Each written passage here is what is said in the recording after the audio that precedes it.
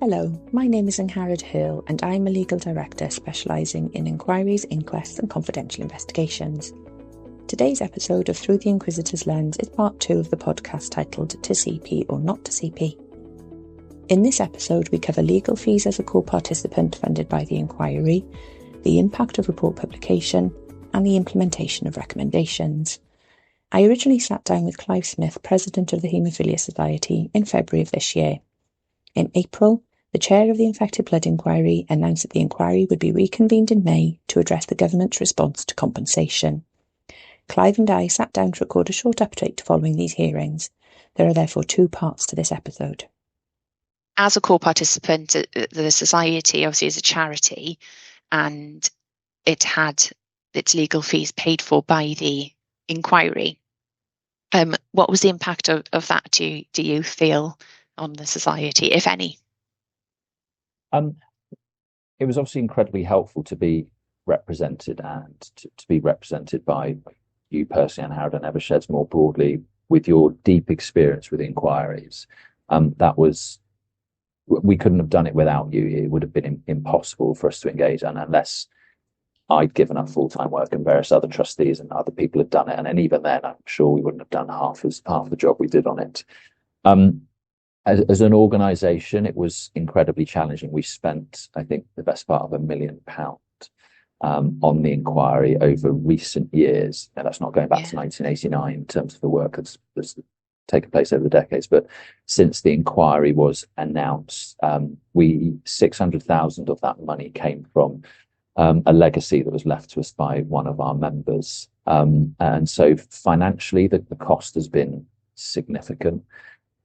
But the personal cost to so many people and to me personally and to other trustees in terms of what it's taken from us, it's taken a lot, and it's a really difficult thing to talk about, in the sense that if it were to start again tomorrow, I would have done exactly the same. But because, as I said earlier, there's no way I was ever going to be a spectator. But equally, it's taken a lot from all of us, and as an organisation too, because this did happen decades ago, and obviously there are lots of other things going on in the haemophilia community at the moment, like gene therapy and new treatments coming to market for people with von Willebrand's disease and all those sorts of things. And we have to juggle being the Haemophilia Society and being involved in a huge public inquiry. We're a small charity. We run on less than £1 million a year. We've got a really small core dedicated team of staff, supported brilliantly by the trustees and others, many others, and it's detracted from our other work. You've seen the minutes from AGMs back in the 80s where people are saying you're not doing enough for those people who are infected by contaminated blood, and there are other people saying, but you're the Haemophilia Society, not the HIV Society, you're not doing enough for us. So we've been pulled and torn in all directions by all of this. And last May, when the inquiry reported, one of the things that the chair recommended was funding for us and a number of other charities and campaign groups who were specifically mentioned by him. We're nearly a year on, and we've not seen that money. And we need it, because while we're doing all this work, we can't be fundraising either. And the government, as you know, Angharad, the week of the inquiry was absolutely bonkers. It was always going to be crazy, but it was just on another level to maybe even what you've experienced, Angharad, in the sense that I travelled down to London at the weekend. On the Monday, the inquiry reported. I was up at whatever time in the morning, did radio interviews in a park in London whilst walking to the inquiry at the Methodist Hall in Westminster, just off Westminster, for the report. I did a couple of radio interviews. We got there, we were locked in a room for several hours where we were all reading the report. I was then on the lunchtime news. I think did probably every major broadcaster in the country, the BBC, ITV, Sky and all the rest of it. And the days following, I did 10 radio interviews on Tuesday morning before even leaving my apartment where I was staying. And on the Tuesday, having had the inquiry report on the Monday, the government then, and the apology in Parliament in the afternoon, which I attended, I was at the Speakers Gallery for that. We then had the announcement on Tuesday. about compensation. The government have been telling us for the best part of over a year, that they had to wait for the inquiry to report before they could respond on compensation. They did it overnight, which suggests that they didn't really need that report at all. They simply wanted to take the headlines, as many might cynically say. On the Wednesday, the general election was announced. On Thursday and Friday, we had the wash up in Parliament, which was important because we had the Victims and Prisoners Bill before Parliament, which had the amendment to set up the Infected Blood Compensation Authority. And all of that took place in a week. Yes. After that, obviously, we went into Purdah, we had a general election, and no announcements could be made. And there was this complete information vacuum where nobody knew anything. And of course, they came to the places that they've been relying on, to all the other campaign groups, to the charities, to us as the Haemophilia Society, saying, well, what's going on? What does this all mean? How much am I going to get? When can I apply? I've been waiting decades for all this. My loved one's on death's door. I need the money now. And we had to deal with all of that. And we had to deal with it without any funding, without any support. And it's still going on. And it's a point I made to the Paymaster General a couple of weeks ago in London. It was nice. It was a listening day. So politicians had to sit there and listen, and they weren't allowed to speak. One of the questions we were asked was about the power of an apology. And I talked about how full and sincere the apology had been from Rishi Sunak on the day, but how I felt that apology had been diluted and watered down by government's failure to respond to those recommendations already. Some of those recommendations have already been missed and slipped. Yes. We'll wait and see whether my words fell on deaf ears. Yeah. Well, as you've just mentioned, obviously the inquiry reported last year on what has been described as the worst treatment disaster in the history of the NHS. And it concluded that it should have been avoided. It should never have happened in the first place. The report found that the infections, deaths, illnesses and suffering were caused needlessly by failures in the licensing regime, failures to provide correct and sufficient treatment, failures to finance research, failures in donor selection, failures in responding to risks, failures to inform people of risks, failures of successive governments, to name but a few. Do you feel that the inquiry was worth it? Yes, absolutely. I don't think we could have wished for a better chair in Sir Brian. We had to wait for him. We were told that he was going to be announced, I think, back in December 2017. I don't think he was announced until January 2018. And a month is a long time in our community, I can promise you that, because people are still dying at the rate of one every 4 days. But he was absolutely worth waiting for in terms of his humanity, his thoroughness, his decency, and in terms of the team that he surrounded himself with. The secretariat to the inquiry were incredible. They were brilliant. Lead counsel to the inquiry, Jenny Richards, King's Counsel, was incredible.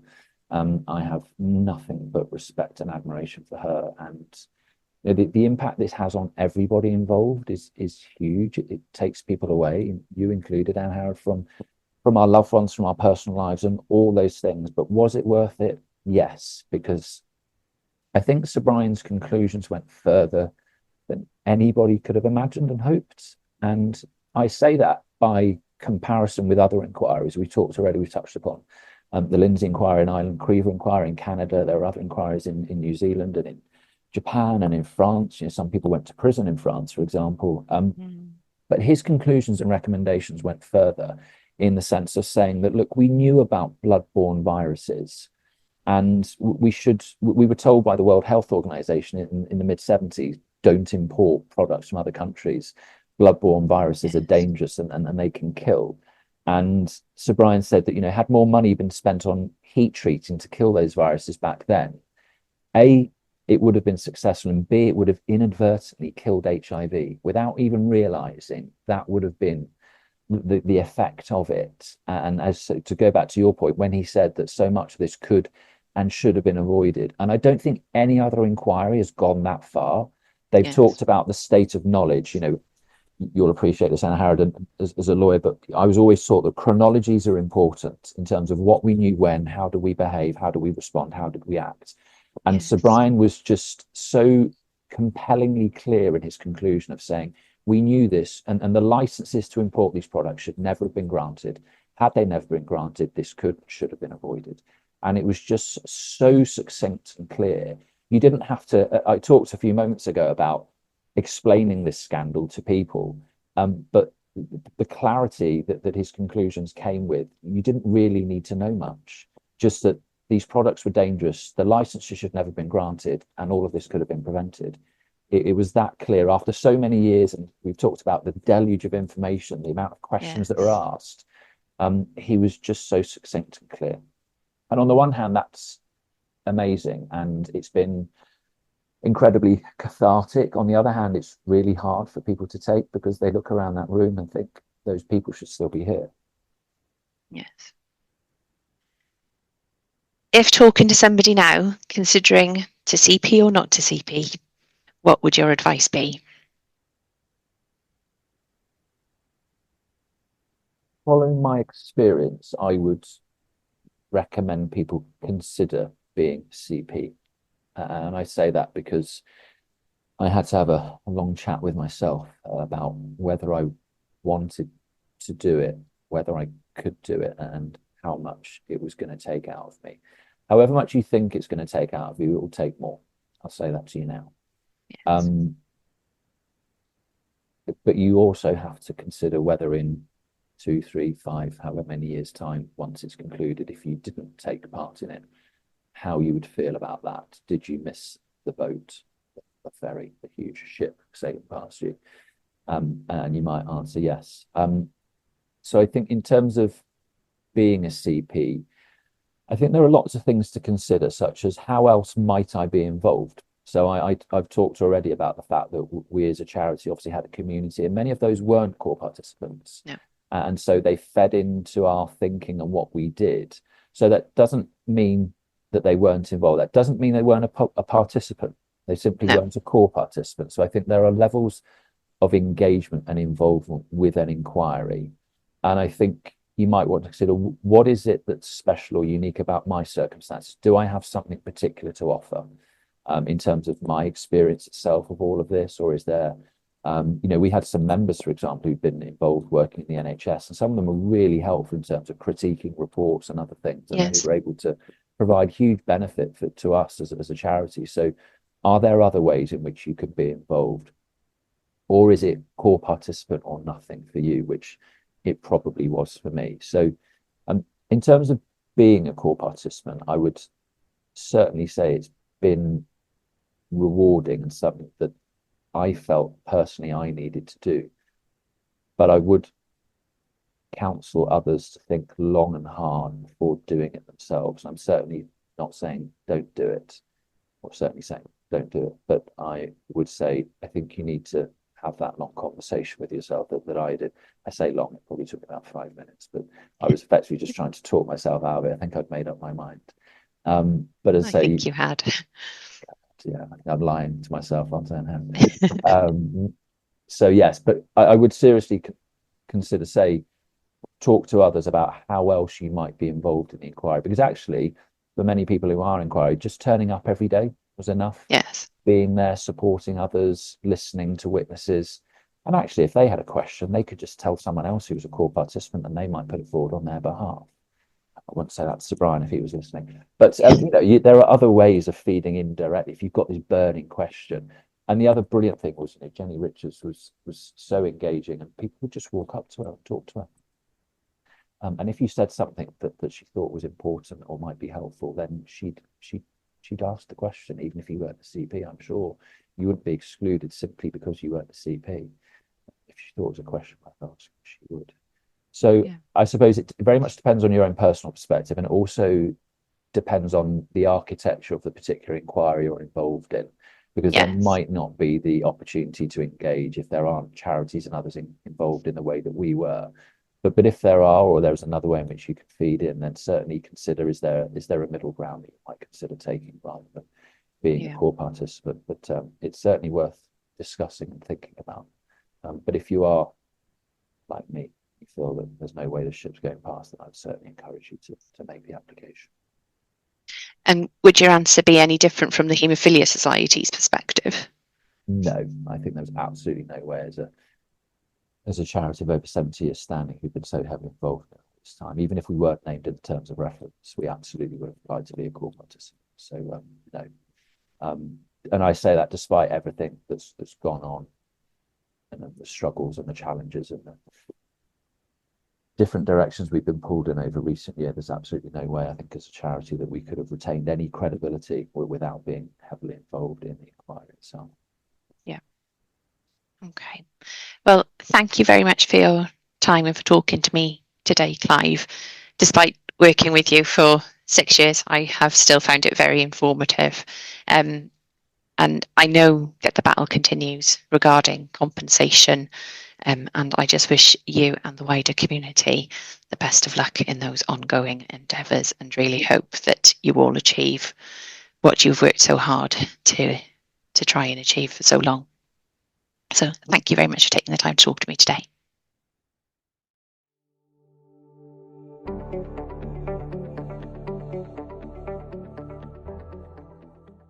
Hello, Clive. Thank you for returning for a further discussion. Not at all. About your experiences as a core participant. So during our last conversation, we touched on the implementation of recommendations. Yep. And the chair in the Infected Blood Inquiry obviously took an uncommon approach when presenting what everybody thought and hoped would be his final report, by stating that he could not confirm that he had fulfilled his terms of reference, as he'd been tasked with assessing the response from government. As a result of that, on the 7th and 8th of May this year, the chair reconvened the inquiry to seek an update from the government in respect of recommendation to pay compensation. So, as a core participant, what's your opinion on the chair's approach to that? I think, as we discussed before, there was one voice in closing submissions that everyone was scared, nervous, fearful that government would not respond. And the fact that they had sat on the report that we had from Sir Robert Francis, QC as he then was, and they said that they would respond to it, and they said that they would say something in Parliament, and none of that happened. I think we always knew that Sir Brian was going to do something. We never quite knew the shape of it, whether or not it would be further hearings or whether there would be a further report, simply having had witness statements and submissions, etc. But I don't think to most of the community it was any surprise that this happened.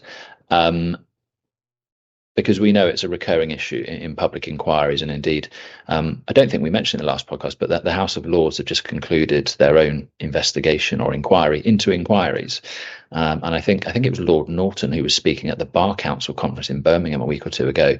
And he talked about the fact that there was no mechanism for checking up, as it were, on recommendations. And I was a bit frustrated when I read that, because lots of people seem to, they either overlook the infected blood inquiry or don't understand it for reasons which are entirely obvious to you and I, and we talked about it in the podcast, in the sense that it's not as well understood as many other scandals, which is a shame, because actually I think there's a lot of learning to take out of the infected blood inquiry, which would be a benefit to other inquiries in terms of the approach. And indeed, I think we've seen that a bit in things like the post office scandal and inquiry.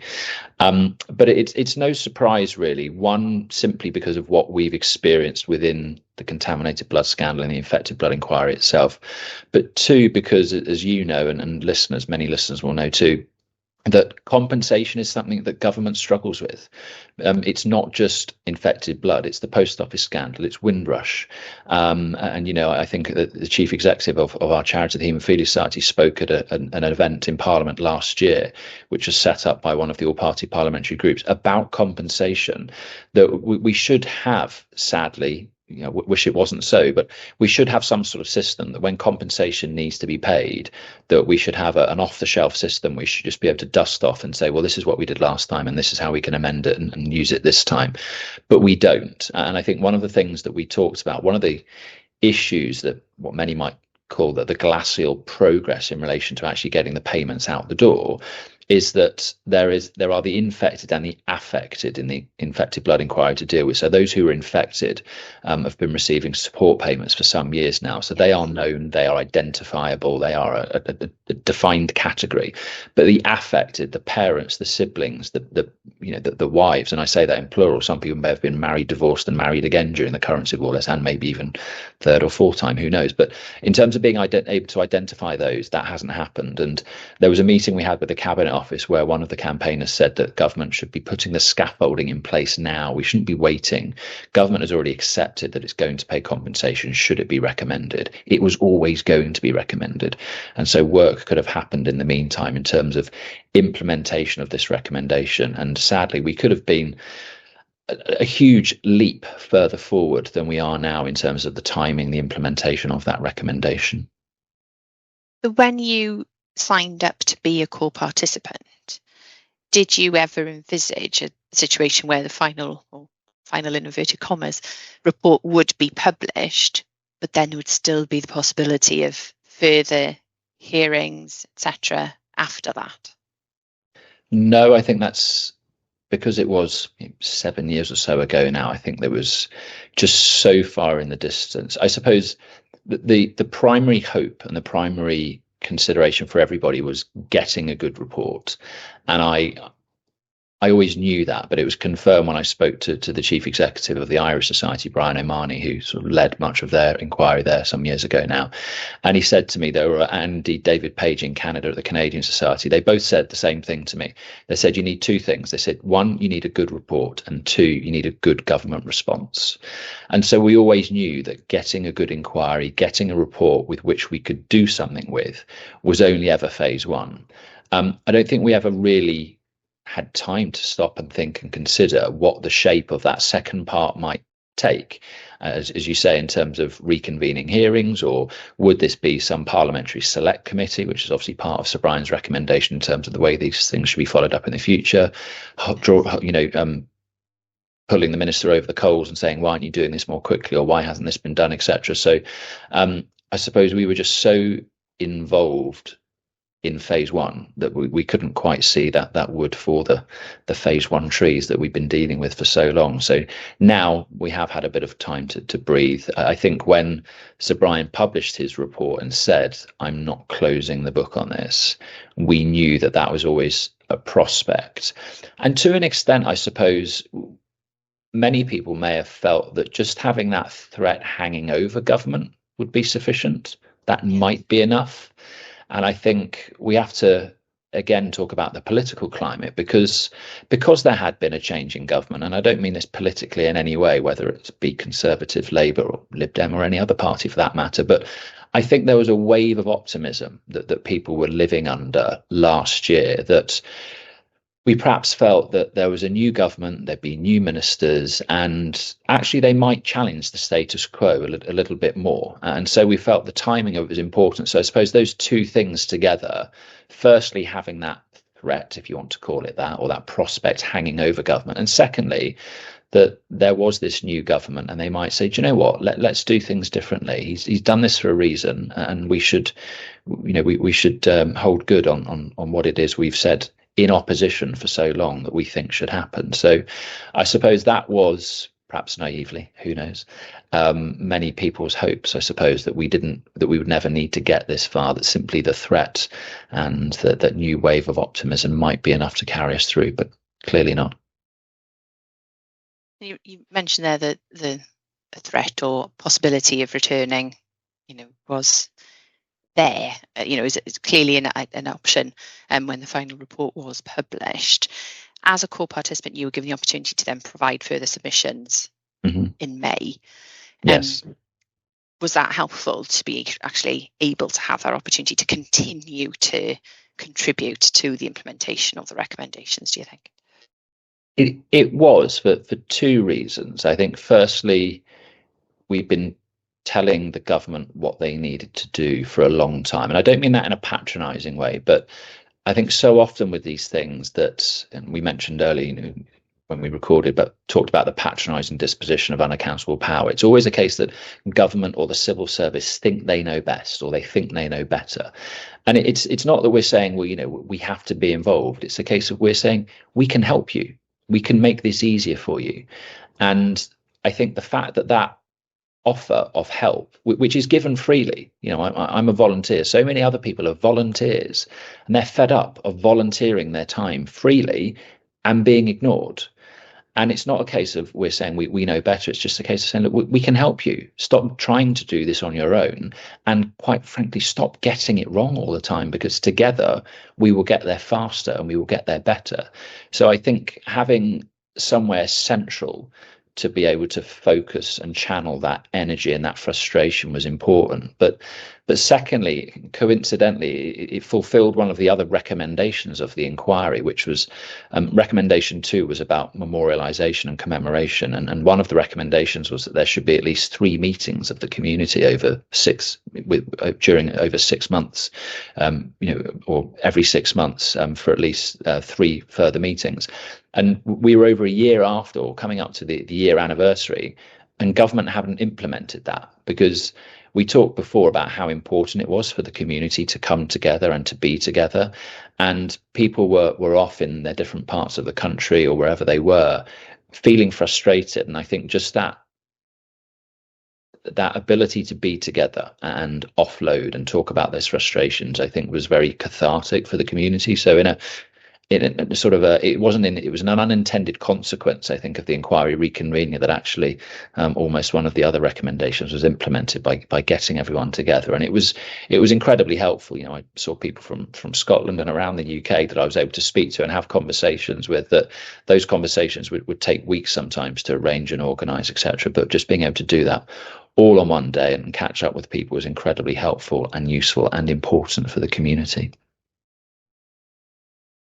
Yeah, and I witnessed that as I attended the hearings with you. You could see that everybody coming back together was quite something. So you touched there upon the role of core participants to help the inquiry, and I think actually that is something that's really drawn out from the conversation that we've had today and previously, that actually being a core participant, you have a lot of power to help the chair and the inquiry in its work. And actually, I think being an efficient core participant is really important to the success of an inquiry. And I think those hearings in May demonstrated that, with all the core participants also pulling together to actually do what they could as well to help the government accept those recommendations in order to make them implementable as soon as possible as well. Yeah. And I suppose that part of the language is important there, the fact you are a core participant, whereas when you're dealing with government and the civil service, you feel very much on the periphery all the time. You're a peripheral participant, which isn't how it should be. It really should be a partnership rather than this is what we're thinking and what do you think of that? Or, we should be involved in the early stages to try and avoid many of these problems. So that's, I think, the value of being a core participant, that you do feel valued, you do feel like it's important what you're doing, and you do feel like it's respected and actually has an impact as well. And I think that potentially, Clive, is a subject for another podcast in the future, maybe. Potentially, that setting up of inquiries, etc. Well, thank you very much for coming back and for having this further conversation with me. It's been really helpful just to round the circle, albeit we are still waiting the final report, potentially, from the chair in this particular inquiry. And let's see whether we need to have another discussion in a couple of months' time. Oh, quite. I'm ever the optimist. Much as it would be lovely to speak to you again, I'm hoping it won't be necessary.